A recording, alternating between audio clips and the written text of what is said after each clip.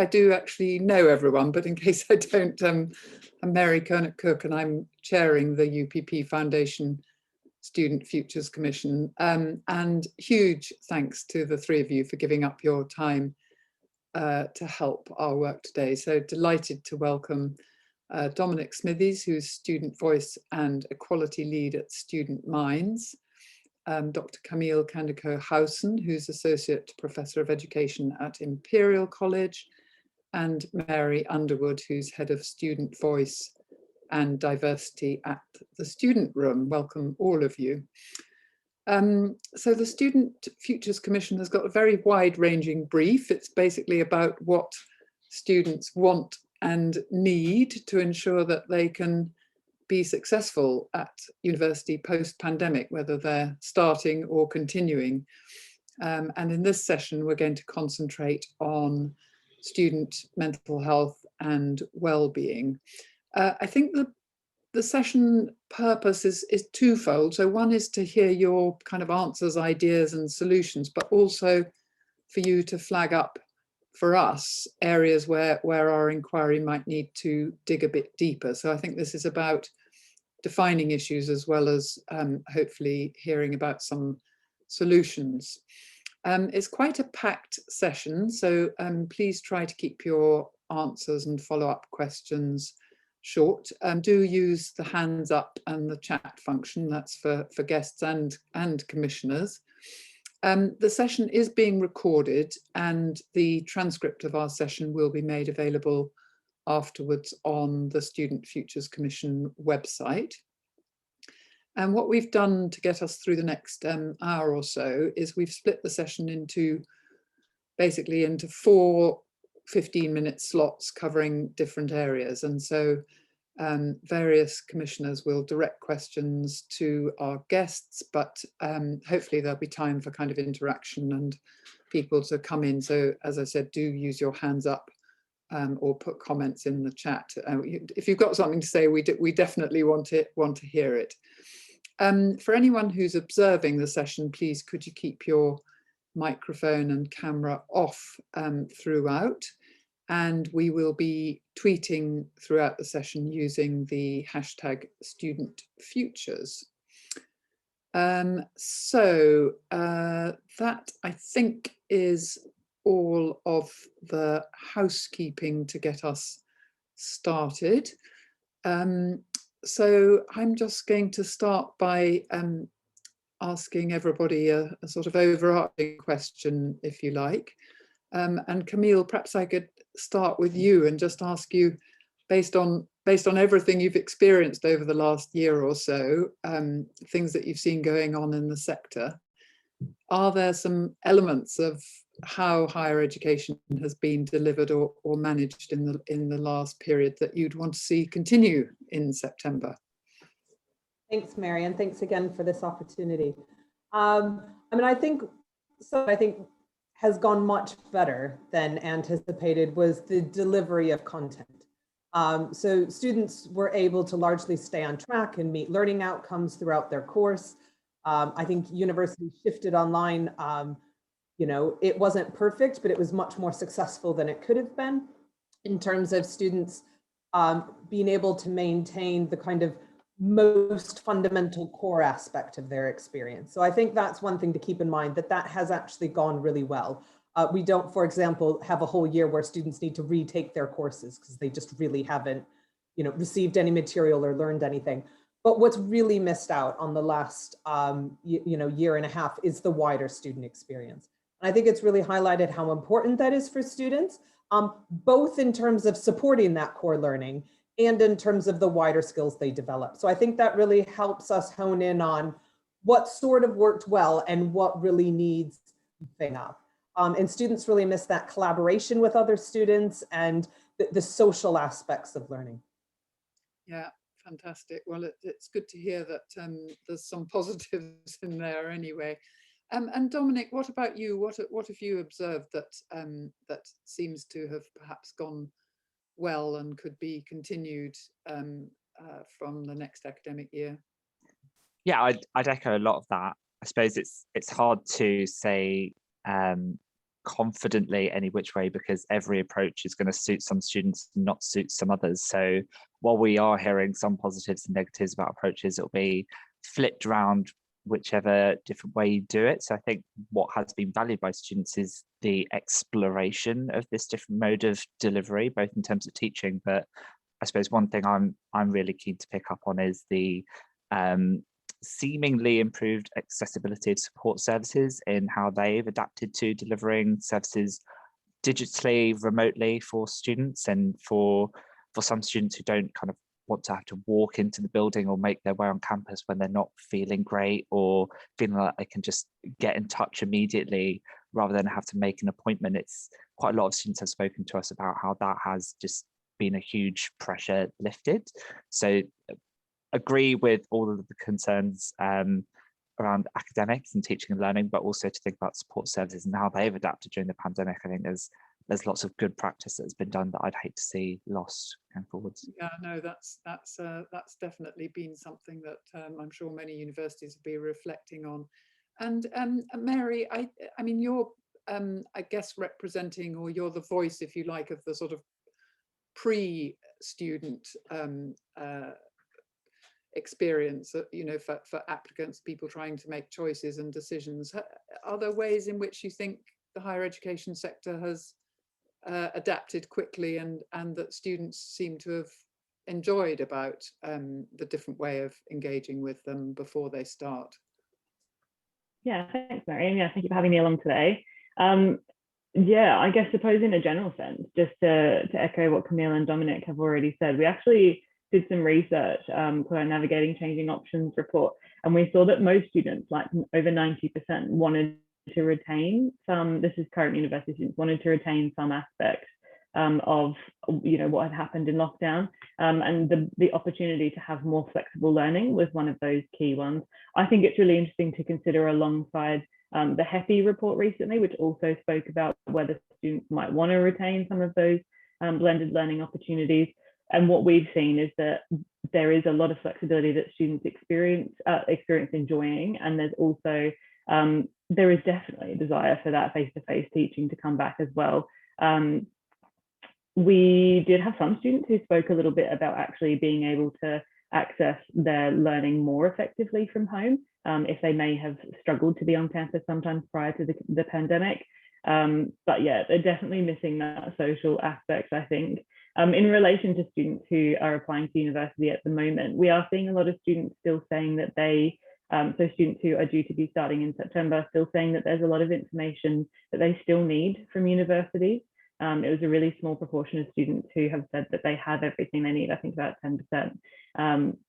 So yeah, there's still, I think, a lot to be done in terms of information that our new starters will need. And also, I don't want to leave out those 2022 applicants. So we know that year 12 will often start looking relatively early, especially for those early deadlines. But I think there's a lot of, you know, these are the students who never sat GCSE exams, for example. So this might be a cohort that we really need to keep a keen eye on and make sure that we're getting early support to them as well. Yeah, that's a really good point. Of course, you know, the cycles overlap every year, don't they? And year 12s will be busy getting ready to fill in their UCAS forms next term. Fantastic. Well, thank you all three of you so much for that opener. And I'm going to hand over to Professor Juliet Foster. Yeah, thanks very much, Mary. So yes, good morning, everybody. Just to briefly introduce myself, I'm Juliet Foster. I'm Dean of Education at the Institute of Psychiatry, Psychology and Neuroscience at King's College London. And I'm a social psychologist. I specialise in researching understandings of mental health problems and also student mental health. And I'm academic lead for student mental health and wellbeing for King's. So unsurprisingly, I'm really looking forward to this session this morning and to hearing from all of you. So thank you so much for, as Mary said, giving up your time.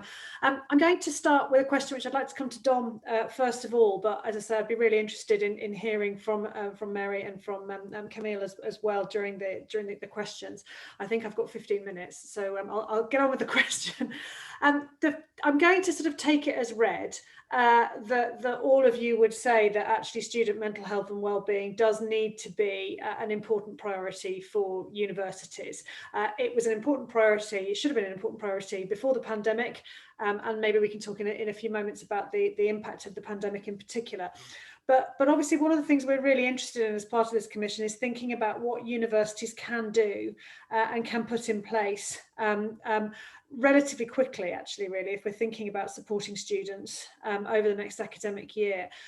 So Dom, as I say, you first, but what would you see as being the main priorities for universities when it comes to student mental health and wellbeing over the coming year? Yeah, great question. Thank you. I suppose looking holistically and taking a broad approach to understanding this, I think lots of the things that students are needing, so Sorley has already touched upon, is a lot of those social opportunities to engage. So making sure that we're catering to that want, that need, providing a lot of what the old traditional approach to the university experience is being brought back, because we know that is so valuable just in developing relationships, being confident at university, being able to engage in their course and their curriculum through collaborative learning. That's so key. So making sure students have the opportunity to engage with other students as much as possible is core, and that helps, I suppose, establish a really strong foundation for the informal peer support that we know happens at university when students are able to build really strong networks and friendships with each other. I suppose in thinking about what the risks are to students going forwards and having a think about what needs to be done to support them, I think what has come through so strongly throughout the pandemic past 18 months is the financial hardship that lots of students have been facing, particularly exacerbated by the challenges of the job market, falling through gaps with furlough schemes if they're on 0-hour contracts, or they're just unable to get jobs because retail hospitality has been so hardly hit. And we know that those are the sectors that students often mostly look for when looking for part-time jobs to support them while they're studying. And we know the challenges with rent and being told to be in many different places over the last 18 months has just exacerbated that challenge. So the financial hardship that students have had to endure, I think there is a role that universities and/or government have to play in making sure that that safety net is provided to ensure students have the funds they need to just have all of the basics covered, from making sure they have food, a roof over their heads, as well as all the equipment they need to study, the space they need to study effectively. And then we can think of all of the broader stuff that helps just make sure they have as positive an experience as possible. But in thinking about mental health and wellbeing, the most immediate risks I'm thinking of are the financial hardship. All of the safety concerns around actually making sure we've got all the measures in place to stop the pandemic still being a concern and spreading as well. So lots of health things to consider, but for me, it's thinking about what the main risks are for the students and managing those first. And then just making sure all of our support services are supported and invested to continue delivering great services to students in an accessible way.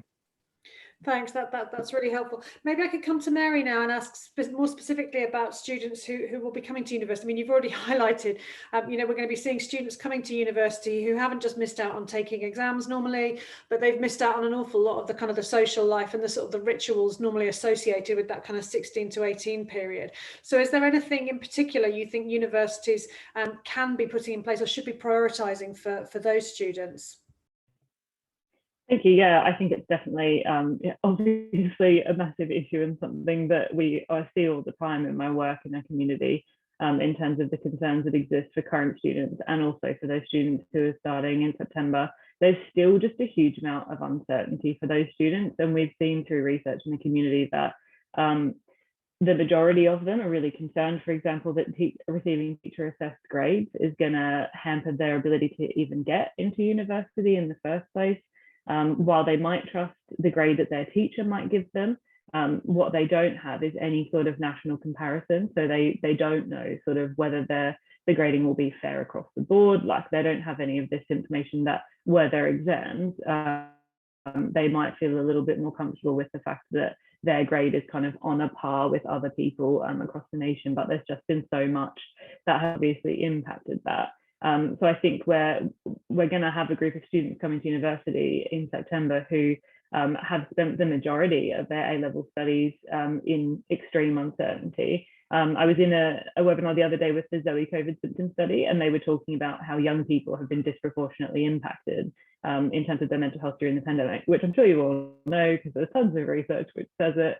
But they said something that really stayed with me about the fact that uncertainty is the pollen for anxiety, and I think that is something that we've really seen for these younger cohorts. And I think it's true for the people who are coming to start uni in September, but I think we also need to bear in mind those so like current first years who are going to be going into second year in September, that they haven't had a normal first year experience at all. So in terms of their development as young people, as students, in terms of that university life, which we've talked a little bit about already, it may be that they're kind of similar to first years in a lot of ways. They are probably on courses with people they've never met in some cases.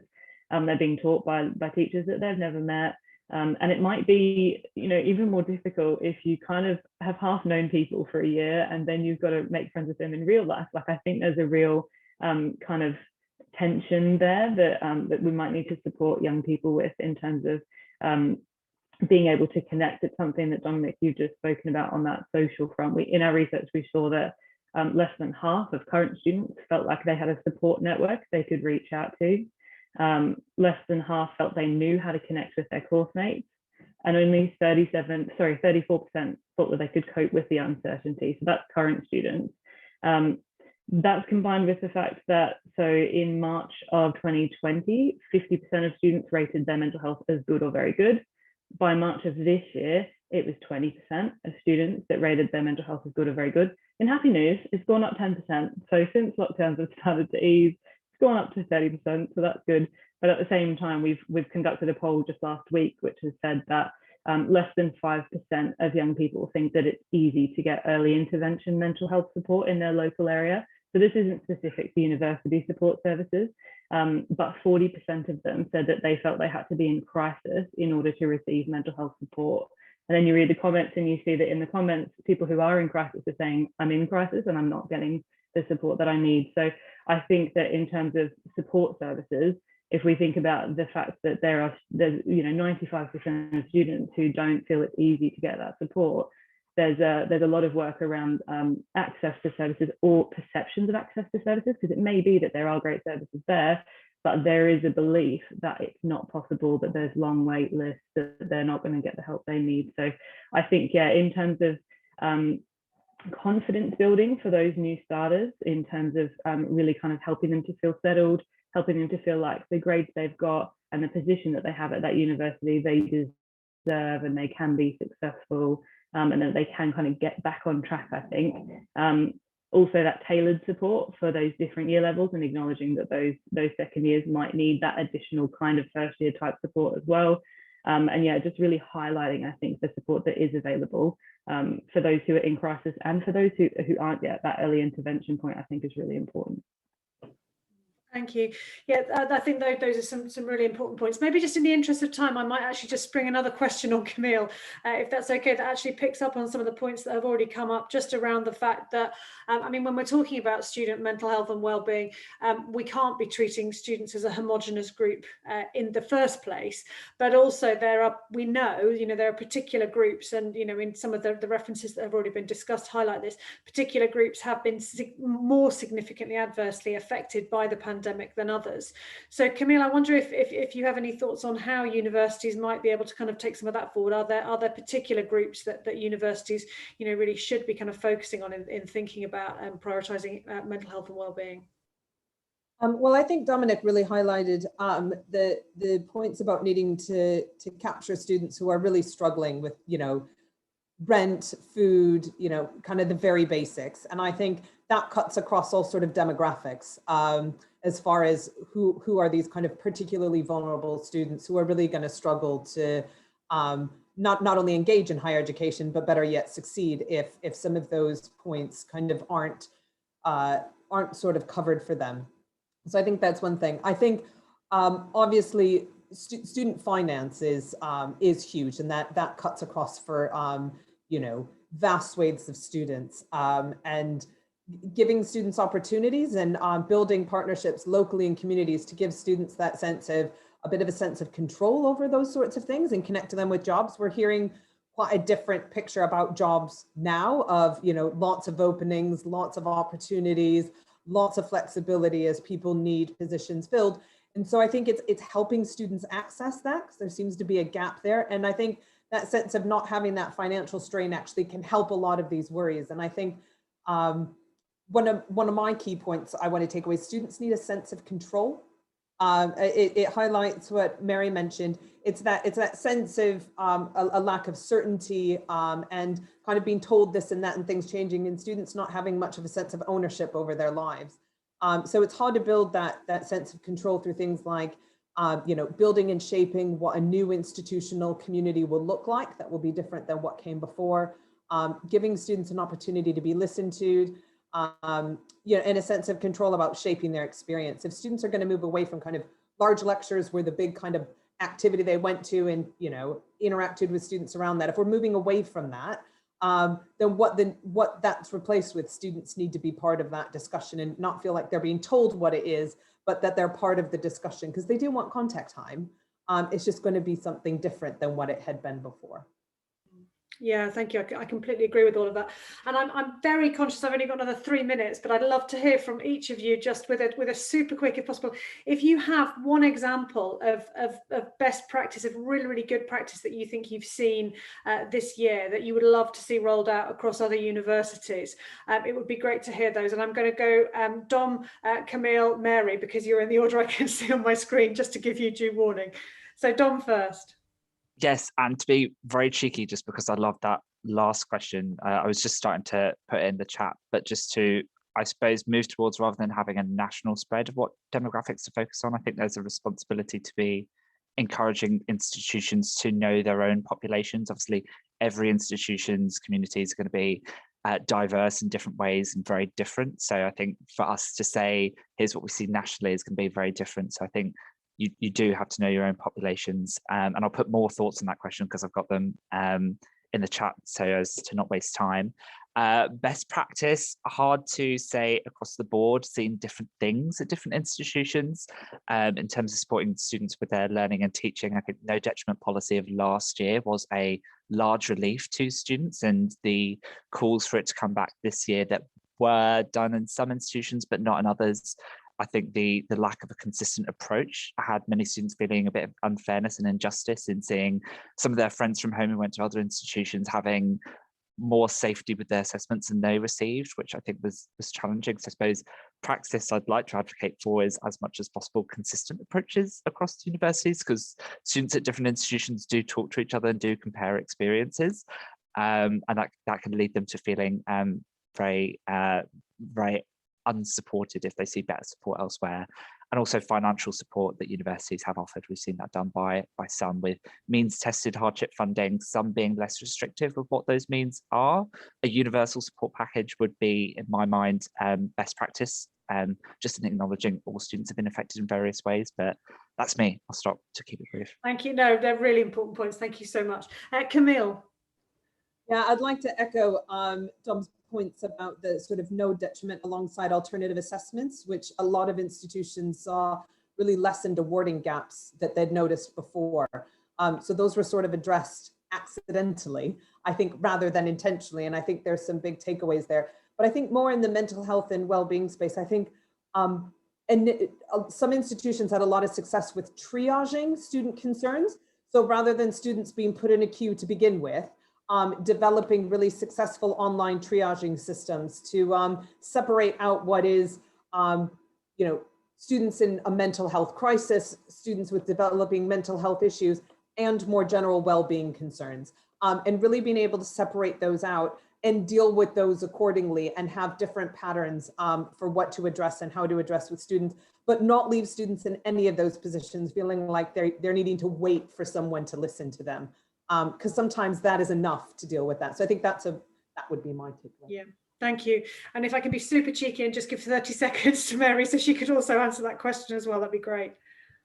Mine's on the way. I have a slightly different perspective, but I will just say, from what we have seen in the community, communication and consistency in communication I know a lot of universities have really gone above and beyond, and we see those students talking in the forum and they feel reassured. They feel like they're in the know, and actually you see them then going and providing advice and reassurance to other students, which is just incredibly powerful. And I really, really hope that that doesn't go away just because we think the pandemic has gone away. The impacts of the pandemic will continue on students and cohorts for years to come. So that consistency in communication, I think, is as imperative now as it was in March last year. Thank you all so much. I could talk to you all day, but I have to hand back to Mary now. Thank you so much. Yeah, thank you so much. And so many really powerful points. I mean, and particularly financial hardship and the connection. You know, if people have got money worries, then they're going to, their well-being and mental health is going to suffer. I thought Mary's point about anxiety about making friends in real life as opposed to online, I thought that was really strong as well. And of course, the anxiety about the national comparison of tags, access to services, particularly in crisis, and then that sense of students needing to have a sense of control and agency over what happens. So really important points. Thank you so much. Smita, I'm going to hand over to you now. Thanks very much, Mary, and hello, everybody. So my name's Smita Jamdar. I'm partner and head of education at Shakespeare Martineau. And I found your answers to the first question incredibly interesting. I think one of the things I just want to sort of have in everyone's mind here is themes that were emerging from your answers before were the need for flexibility so that you can have solutions that work for the individual rather than kind of a blanket solution for everybody, but also the importance of consistency so that people feel they're being treated fairly. And there's a little bit sort of the lawyer in me, which is obviously a large part of who I am, saying those two strike me as slightly difficult and inconsistent. And how do we strike the right balance? It's not impossible, but I think that is going to be the challenge for universities to make sure that they do give that flexibility whilst also maintaining a consistent approach across the board. So I think actually my first question, you may well feel you've already answered, but I'm going to ask it anyway, because I think it's looking at a slightly different aspect of well-being. But do feel free to say my previous answer refers, and we'll move on. So the question I was going to ask you is that the polling that's been done for the Commission has identified that students have been feeling sort of lonelier, more isolated over the last 16 months.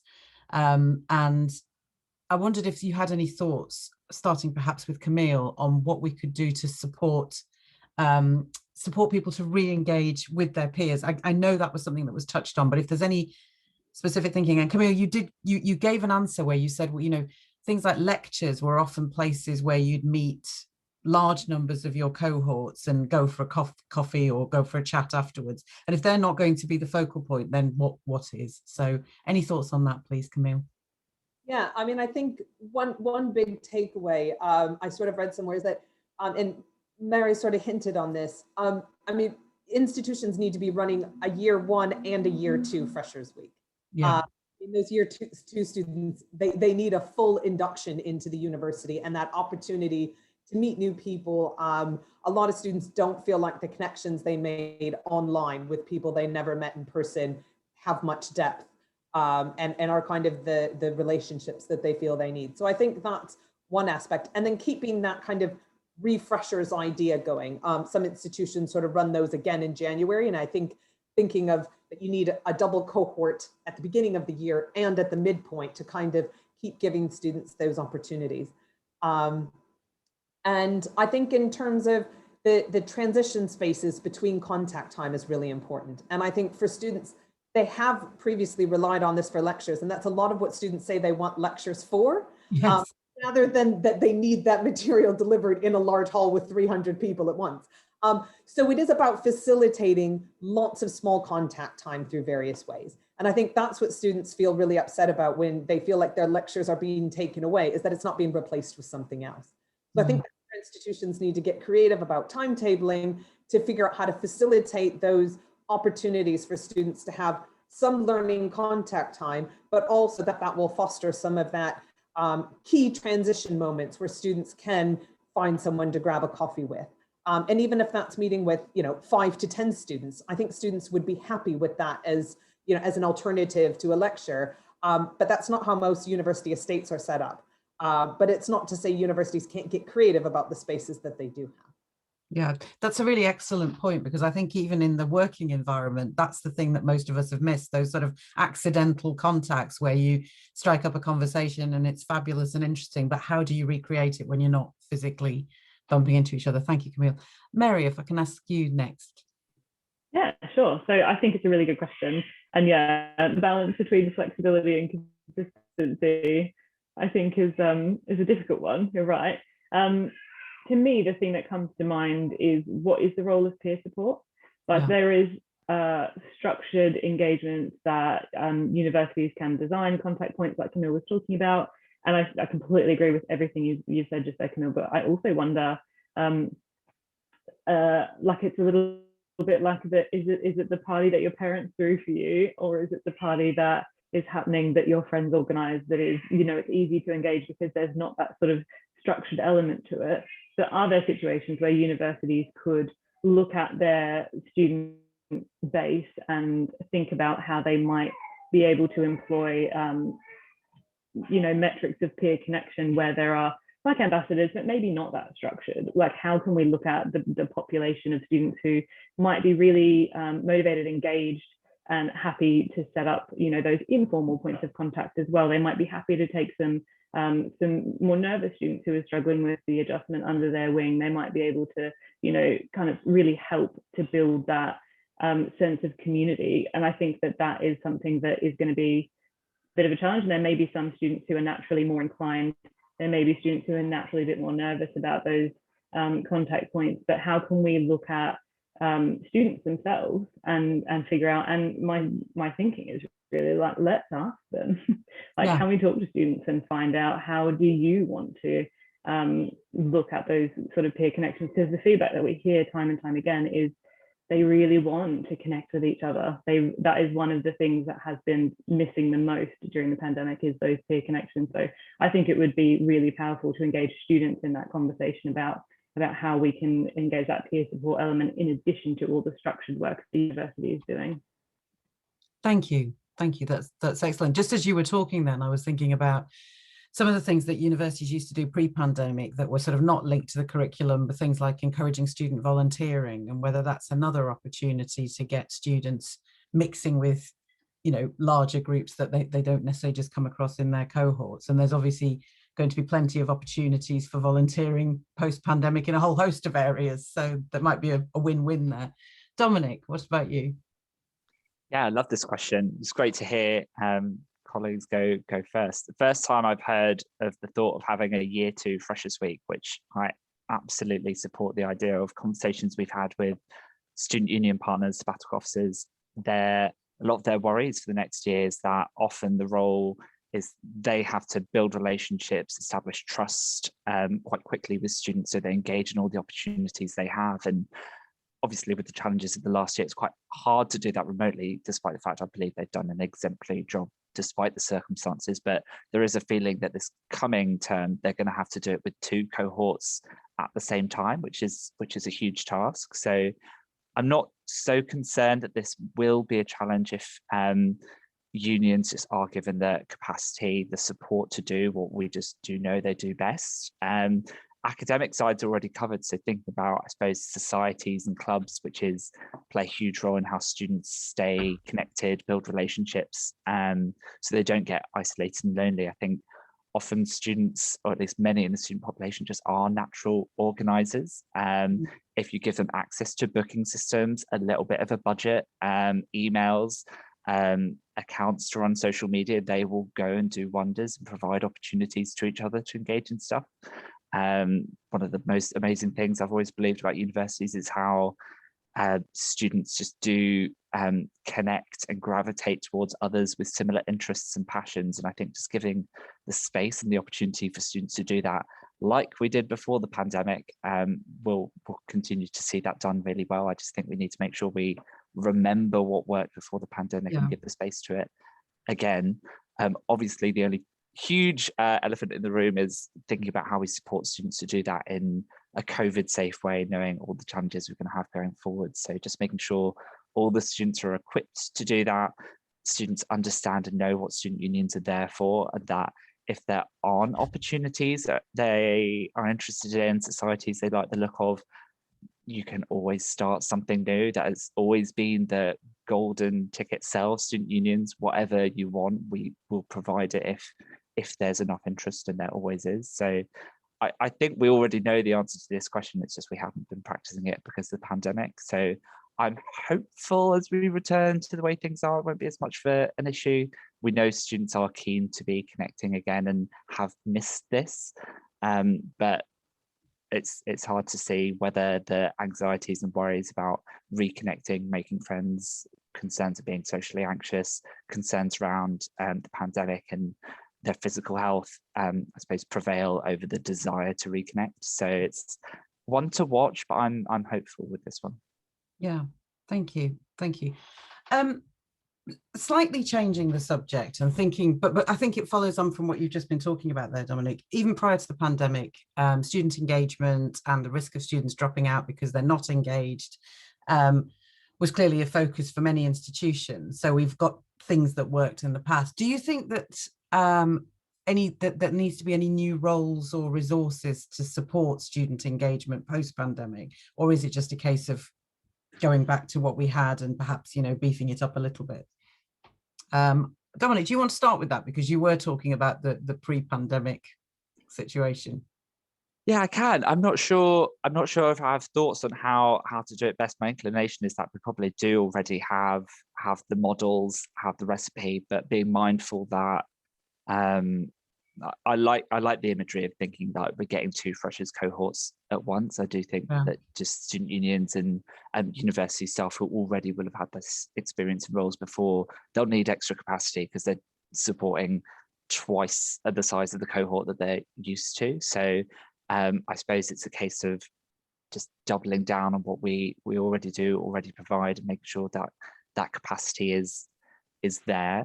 I suppose, just on touching upon my final point of seeing about whether concerns around social anxiety or health with concerns around the pandemic prevail over the desire to reconnect, I suppose there might be a role in people managing that and thinking about what interventions, what support can be put in place. So student leaders are equipped with the knowledge, competence and skills to manage all of that well, to support the students who are somewhat more anxious around pandemic or reintegrating.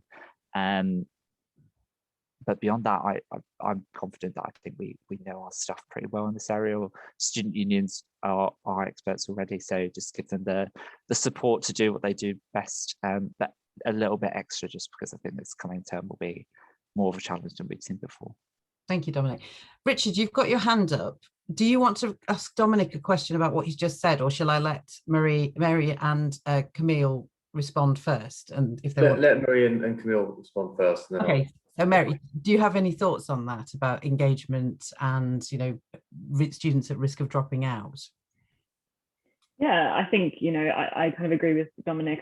I'm sure that there are experts in this and there's wonderful models already in place, so I can't comment from that perspective, but I think it's interesting to consider final year students specifically. Obviously, we've already talked around first and second year students and some of the risks that exist there and the support that will likely be needed.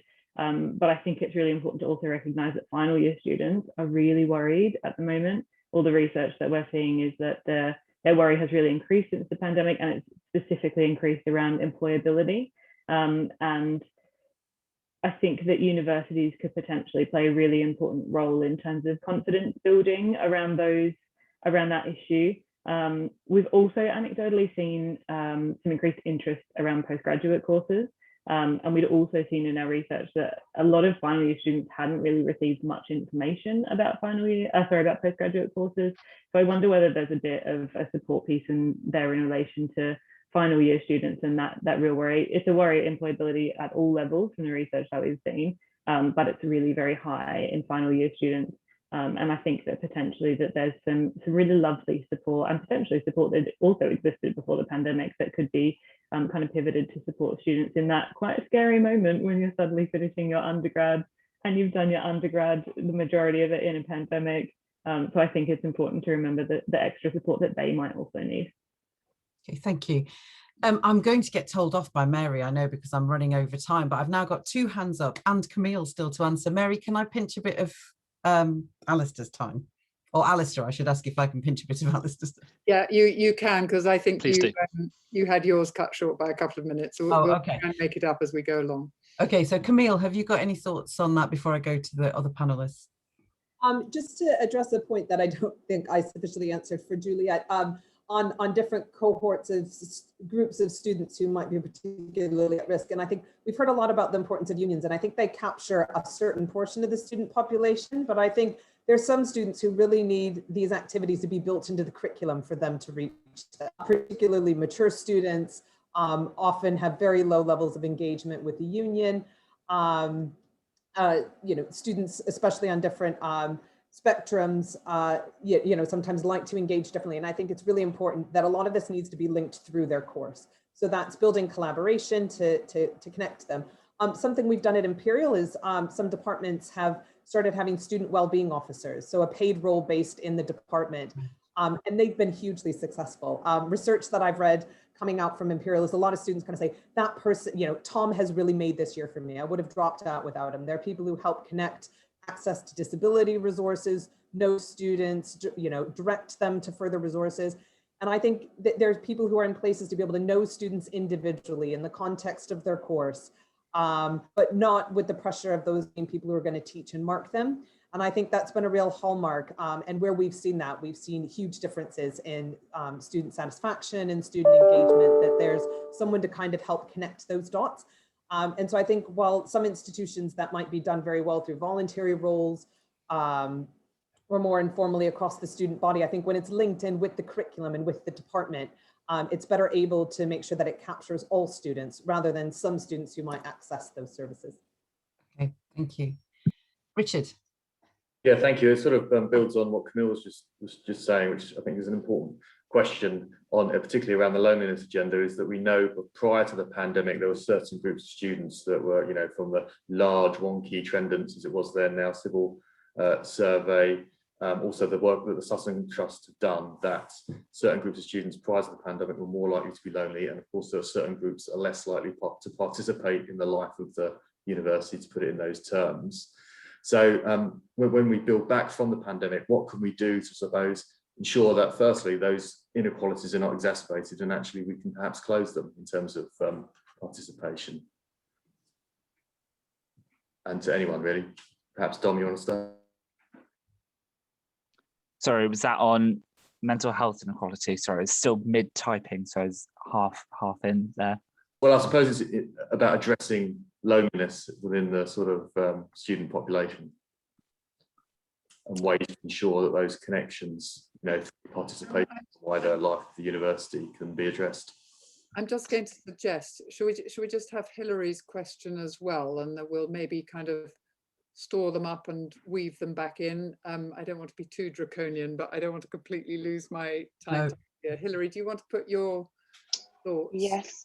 Yeah, sure, and I'll keep it brief. I know that you've touched on a few different things, so added resources that institutions or the sector could bring in to support students, and also some of the stuff around final year students, which I think was really interesting, around like the anxieties that they're facing as well.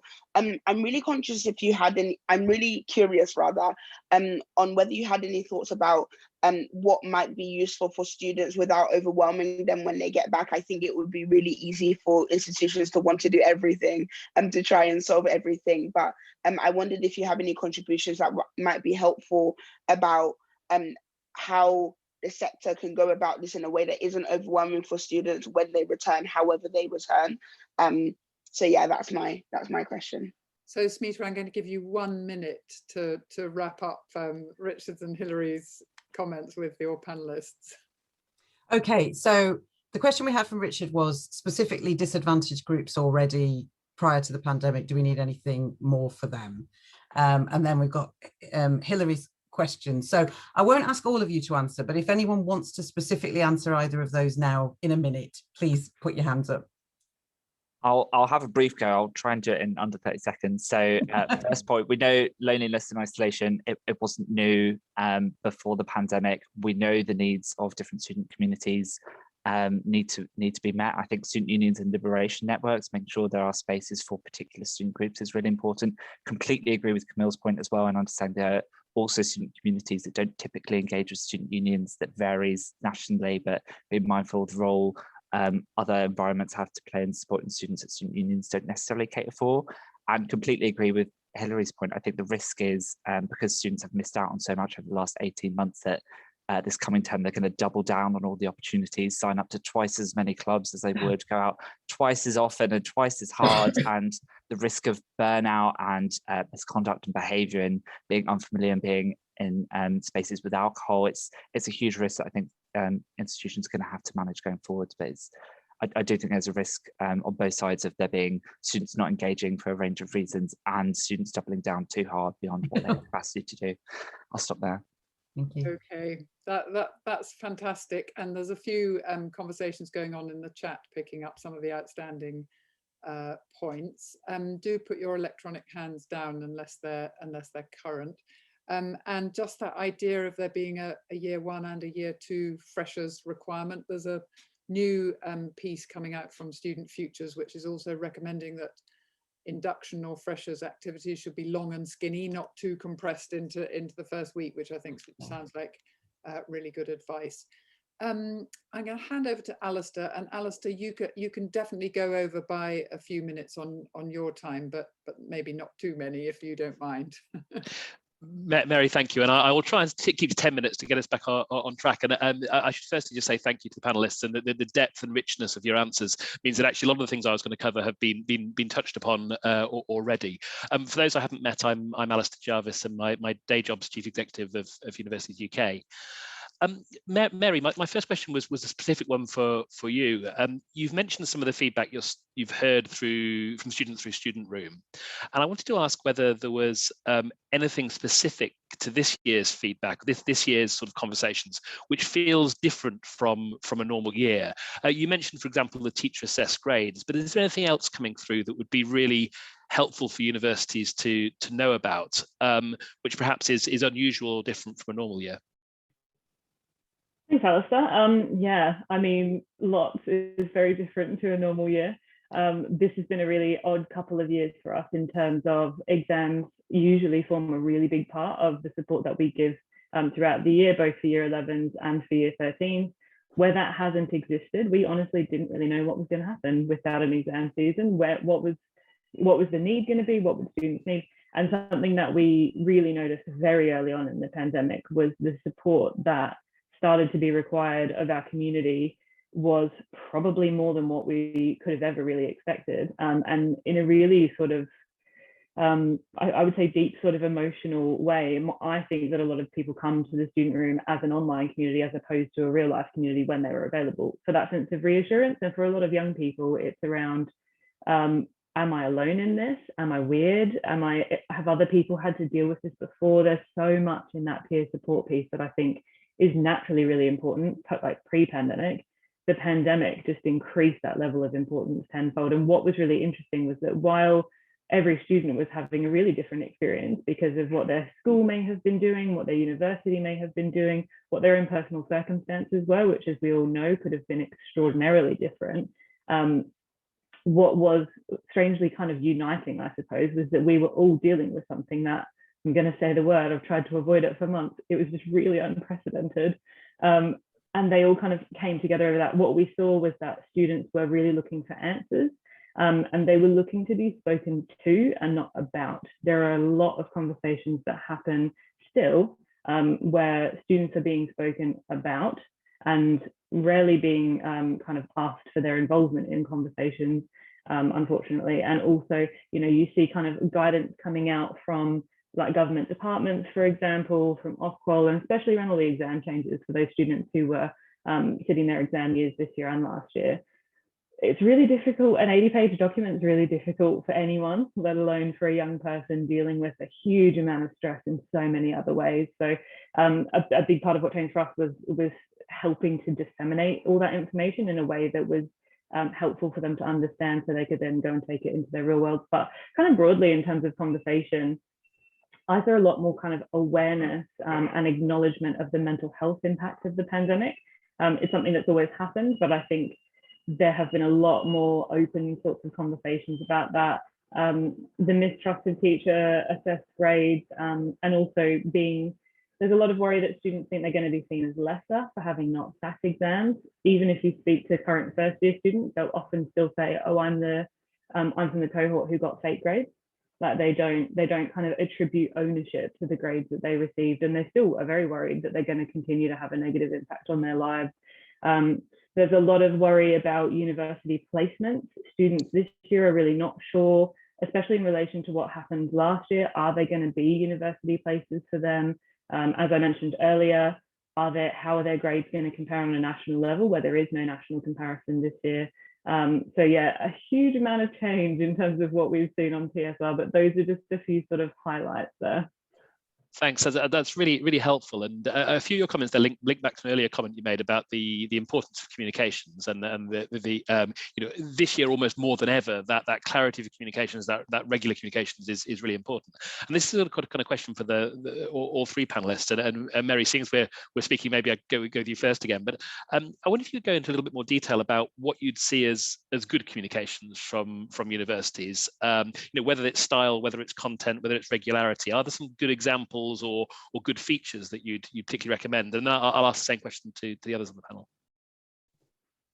I think from sort of anecdotally the conversations that we've seen on the site, and indeed from kind of students that we've done research with and chatted to, I think there was some discrepancies in terms of like two-way communication a lot of the time. So it's one thing to be able to communicate information in a kind of factual way to your student population, your current student population, but also your potential future student population. But I think we did see some inconsistency in relation to whether students, if they were asking questions, would get answers, for example, whether there was to be fair, like most students knew that their university was doing their very best, but there was just a lot that no one knew throughout the pandemic. And I think what students really found helpful was when universities would say, look, here's what we don't know, and here's what we do know. And interestingly, even this week, that's still what they're asking for. There's comments on the forum where students just want to know where things are at. Understandably, we'd all love some clarity, and hopefully that will keep coming as we kind of ease out of all these lockdowns. But yeah, they really want to be told sort of what they can expect and have that consistency in terms of a two-way conversation where they do have questions and they can get answers from kind of like a real human as well. I think what can be, and this is such a resource question, like there's not a never-ending resource in universities, but I think where they can feel like they're having a conversation, I think it can feel quite meaningful. And I think around the mental health and well-being piece, the more that universities, I think, can put their metaphorical arm around students, and I know that there's so many who've been doing an amazing job of this already, and I know everyone's trying just so hard.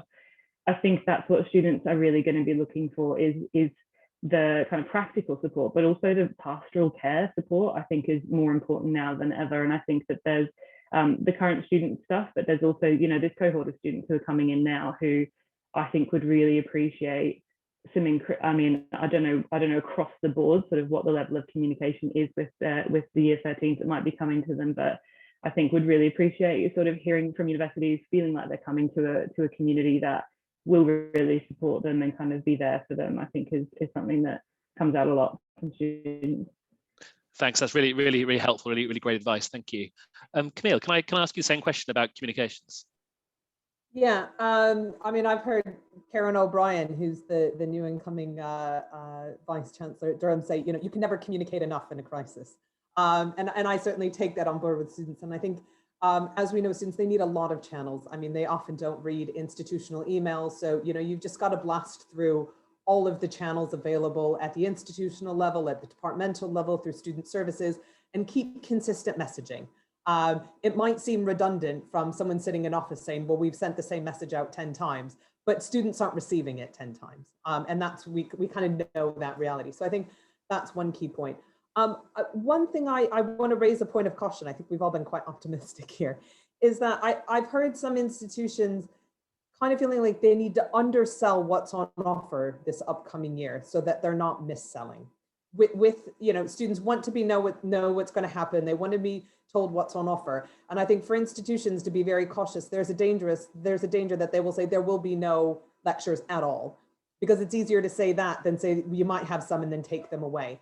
So I think there's sort of a balance also in institutions then getting kind of stuck, you know, underselling what is available to students and then sticking with that throughout the year.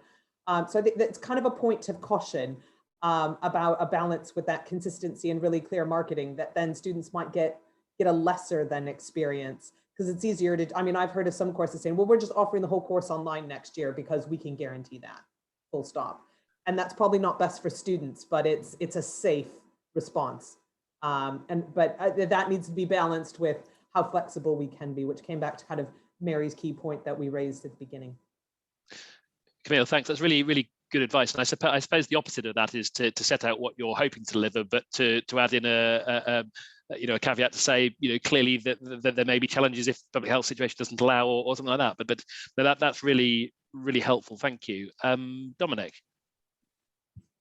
Yeah, I agree with, I suppose, a lot of the stuff that's been said in terms of the comms. I think some of the best practice I saw often was making sure in terms of the tone of the emails and the messages that were going out, that they were just emotionally intelligent and vulnerable and understanding of the impact, particularly early on. There was a lot of fear, a lot of worry, lots of uncertainty. We don't know how populations will have been impacted by the pandemic, where they might have contracted it themselves, loved ones being impacted, they might have lost people. I think it was a time where there needed to be a lot of sensitivity to what was going on. So I think that the tone was really important to get right.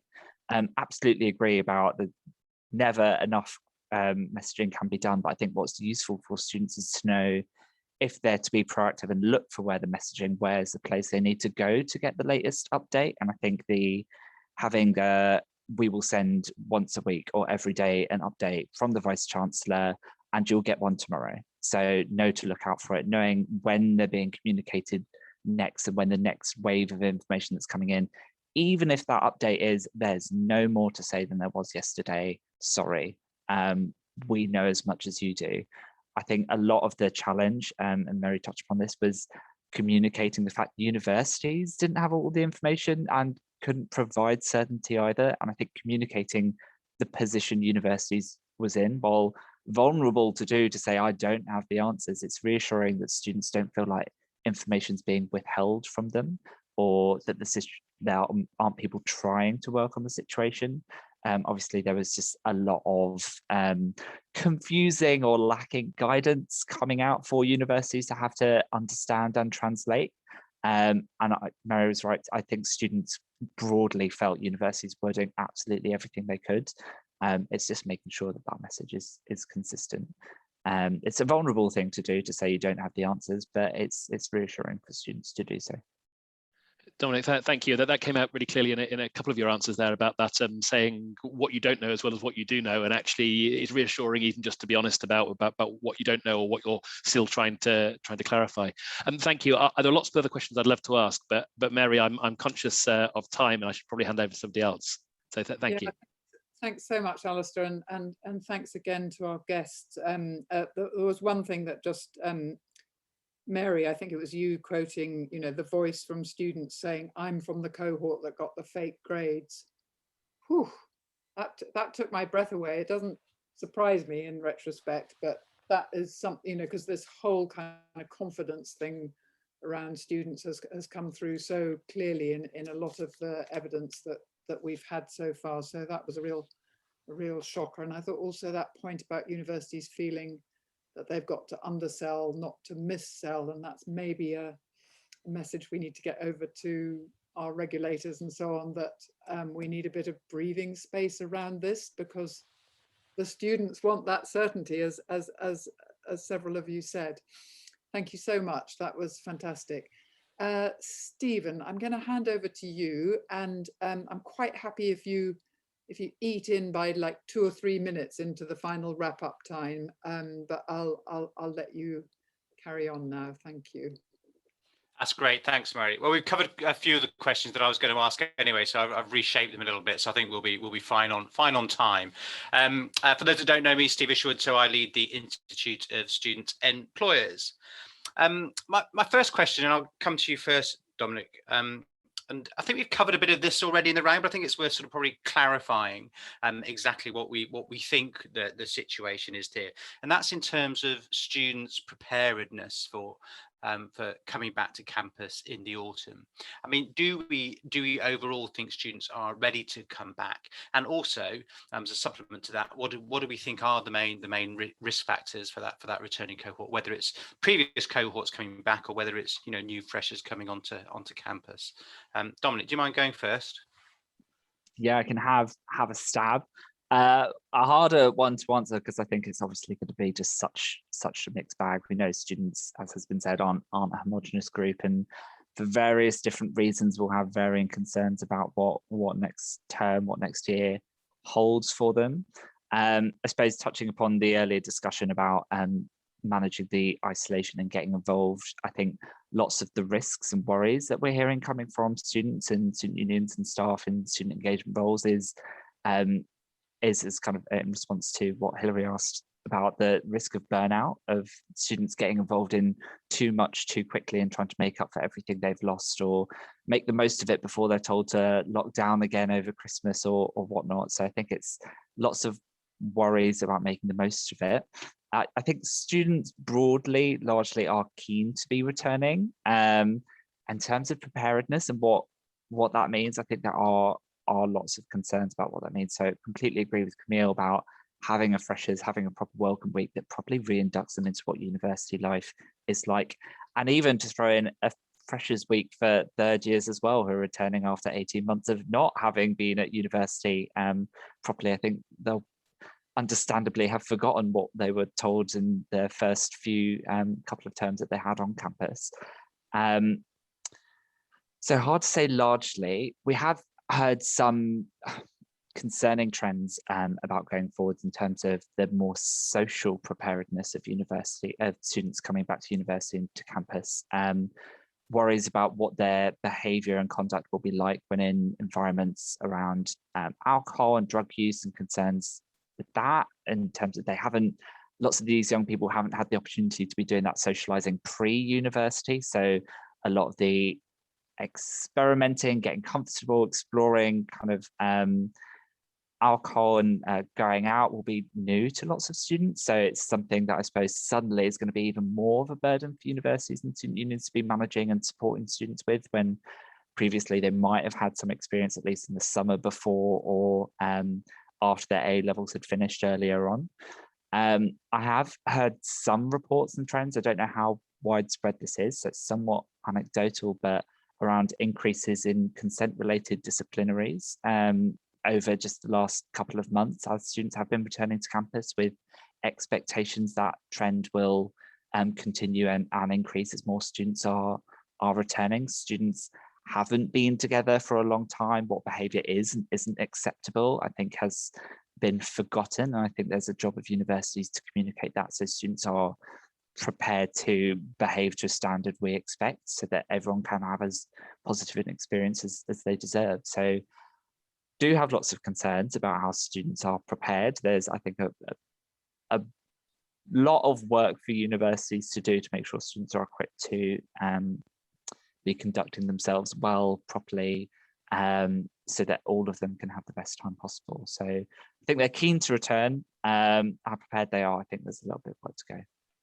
Great, thanks, Dominic. I wonder if I was reading something a couple of weeks ago talking about actually, this applies to all of us, actually, not just students, but we're quite used to a way of operating, and there's a shock to the system of going back into large groups. And from what you're saying, I think that's something we need to be even more careful with of students. Starting university is a shock to the system anyway. It's a very different experience for many people, but that could be amplified.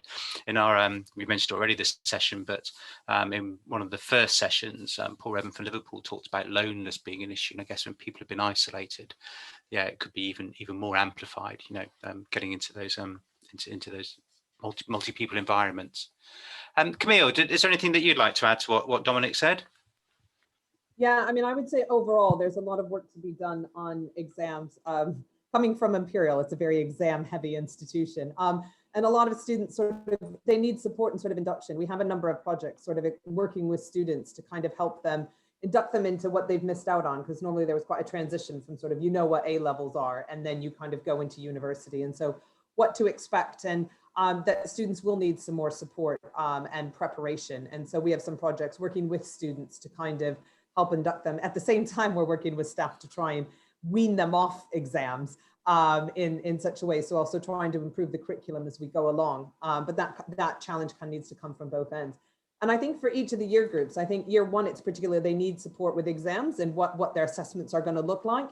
And as Mary mentioned, that confidence, so that they feel that they're approaching exams being prepared in ways they might feel they've been underprepared, and also building that social side. I think year two, the priority needs to be on that socializing and building interactive sessions, so students catch up on what they missed out from with the online learning experience, and also starting to build that employability support that I think students haven't had some of those early on employability options and gaining that early experience that some students do start early on.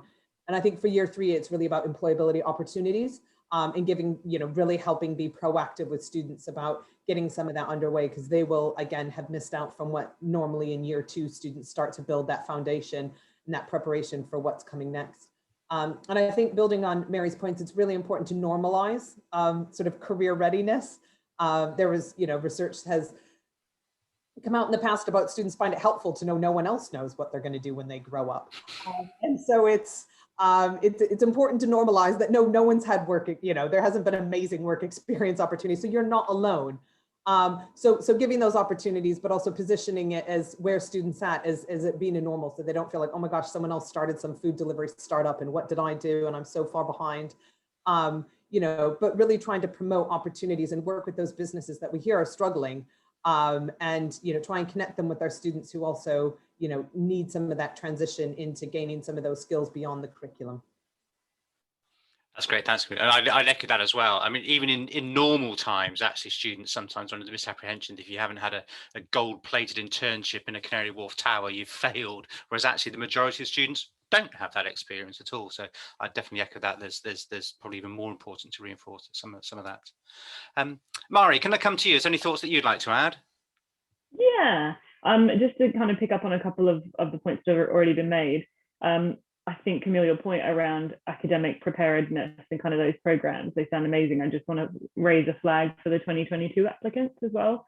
It's very likely that support will continue to be needed, because those are the applicants who never sat GCSEs. It's very likely that they'll sit some adjusted kind of assessments for their A-level exams. So I think that there's probably going to be a continued need for that. So I think these sessions are so wonderful now, but I would love it if we could kind of retain some of this learning and be looking towards those 2022 students coming in as well. On employability, also just to point out, obviously a lot of like current first year students who will be second year, and then the year 13s who are coming in to start in September, will have potentially missed any opportunity to do work experience at all before they've come to university. That was a massive worry for so many of them when they were writing their personal statements, and they had nothing to talk about because they hadn't been able to do work experience. If they have, many of them could have done it on like digital work experience. So it may be that going into a real life situation of any kind of work experience when they're at university might be even more daunting for those students, because it could be their very first interaction with something like that. On a kind of broad level, anecdotally, the indications that I see in my work is that students are pretty keen to come back to campus. I think there's main hesitancy is around the potential for everything to get locked down again. What are we going to go through the same thing that the previous cohorts have been through, and sort of what would the process be if that were the case? So I don't know whether there's a piece for universities in terms of being aware of how they would support students if we were to go into lockdown again, or raising some awareness about the practices that are in place, should that be the case.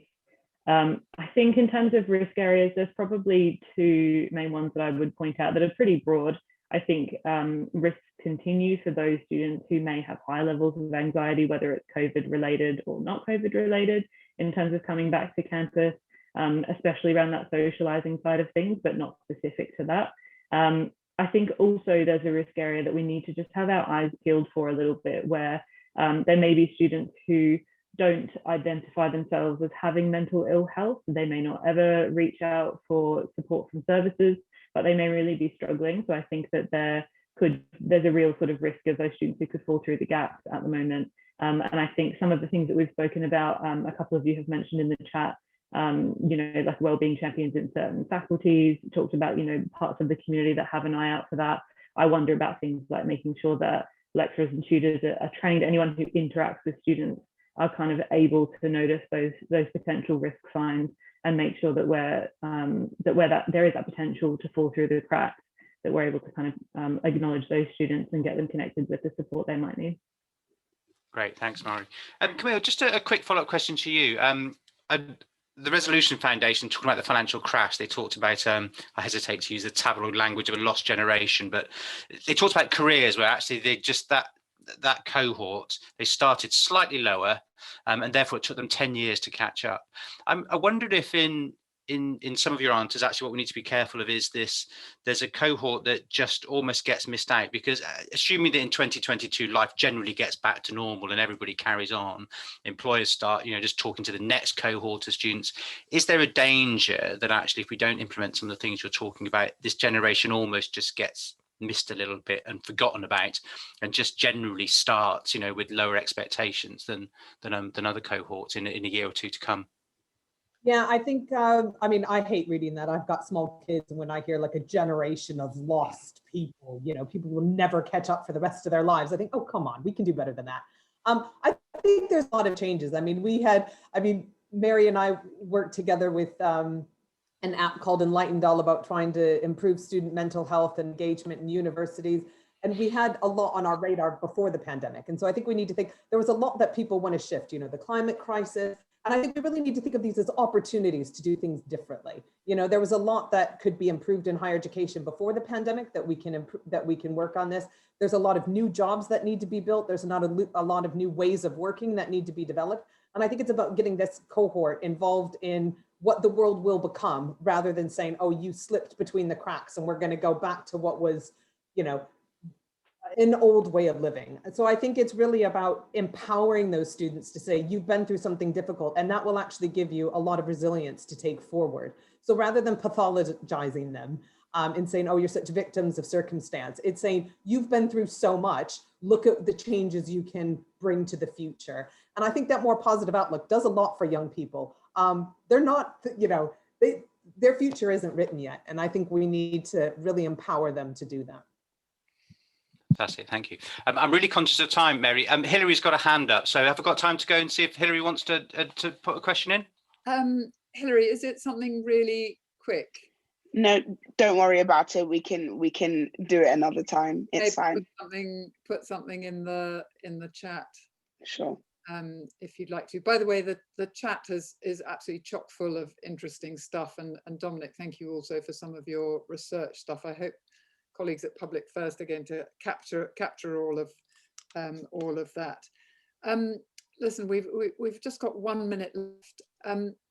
Mary, a really quick answer. Are students worried about COVID, the disease? Is that because we haven't really said that they're worried about getting ill or about bringing the disease to their families? Is that a big thing or not? I think if you're talking about over 18, less so. So the more people are being vaccinated, I think the less that worry is. I think there's a very big question mark over anyone under the age of 18 and how they're feeling about it.